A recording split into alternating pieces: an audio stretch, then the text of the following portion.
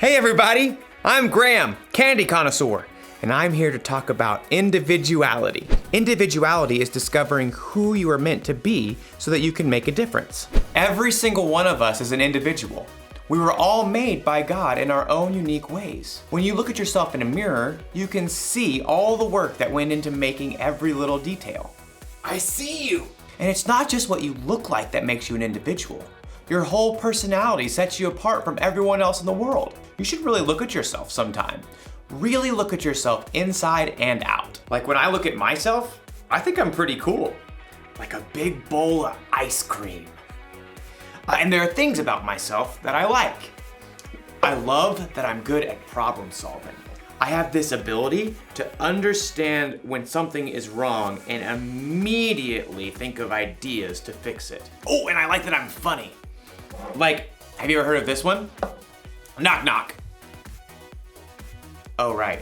I need someone in the room for that joke. Anyways, the punchline is, I didn't know you could yodel. Oh, I think I'm funny. Actually, now that I'm really looking, I'm thinking there are some things that I don't like about myself. Like, sometimes I procrastinate. That means when there's something that needs to be done by a certain time, sometimes I wait till the last possible minute to get it done. Oh, and sometimes I have a bad temper. When someone disagrees with me about certain things, I can get really angry really fast. And sometimes, not all the time, but sometimes I can be really selfish. There. A little cool, a little gross, and a lot messy. That's how I can see myself sometimes. Maybe you see yourself that way. Well, after today's story, you might discover that there's a whole new way to see yourself. Yeah, right. Like I'm really gonna eat that. See? I'm funny.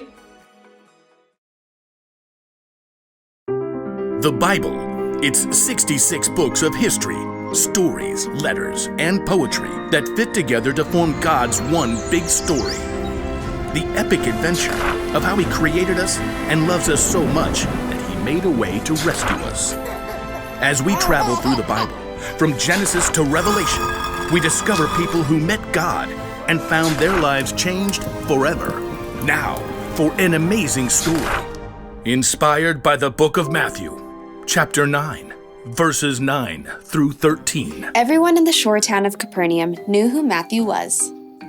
You may also call me Levi. But few people actually liked him. Well, that's rude. Truth is, Matthew had put himself in an awkward situation.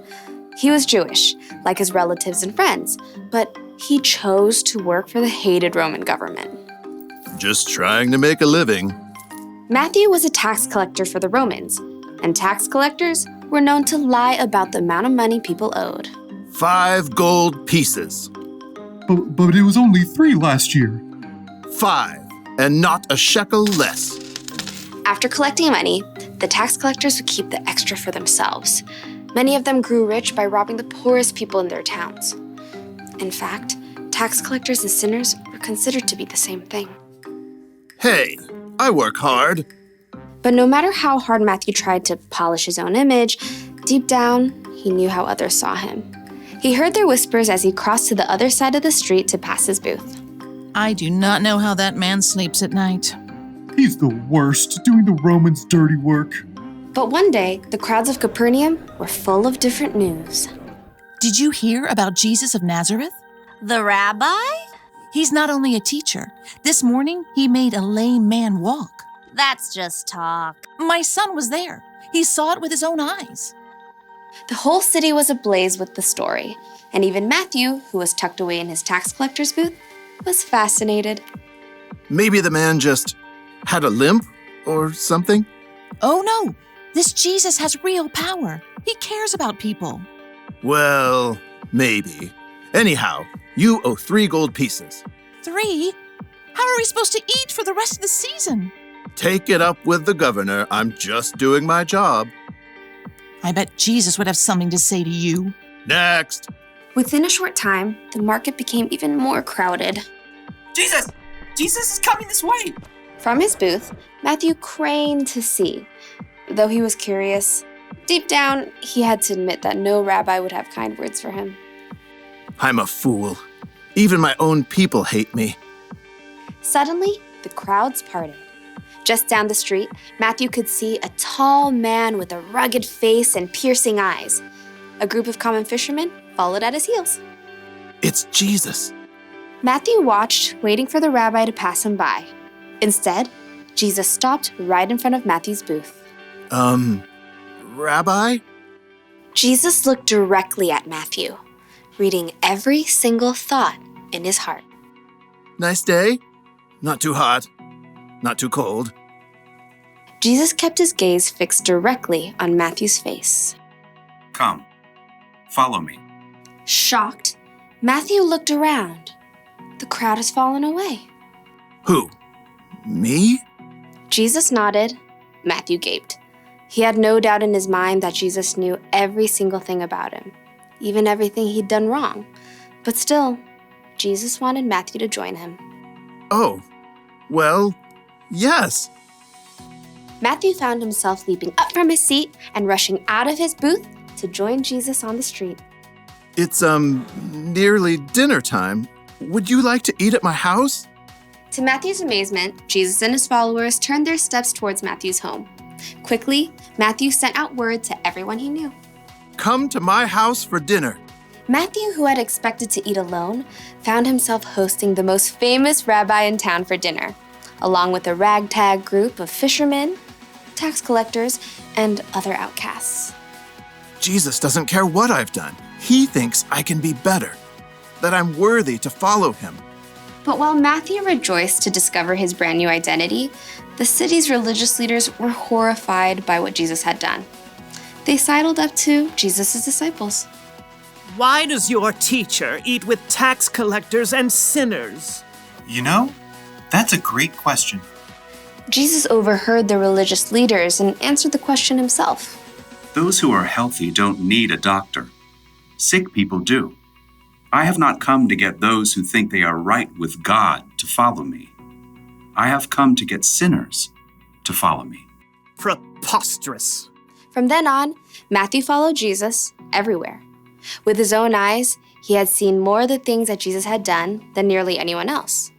Near the end of his life, he wrote down all the stories he had witnessed and gathered so that others too could know Jesus.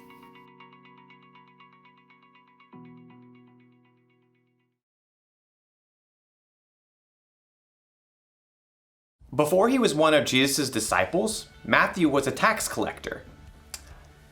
Tax collectors were kind of known for cheating people out of their money. Other people would have called Matthew a sinner, and it would have been true.